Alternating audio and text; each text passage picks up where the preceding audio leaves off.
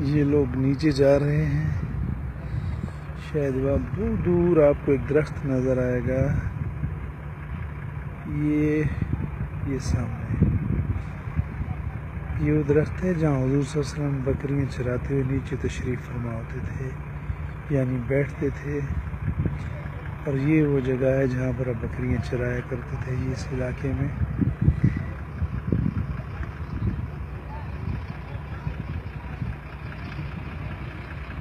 بہرحال یہاں کے گائیڈوں کے مطابق جو روایات وہ بیان کر رہے ہیں وہ ہماری نظروں سے کتابوں میں کہیں نہیں. کوئی گائیڈ کیا بات کرتا ہے، کوئی کیا بات کرتا ہے. جو کتابیں لکھی گئی ہیں ان کو پڑھ کر اس کے مطابق ہی تعین کیا جا سکتا ہے جگہ کا.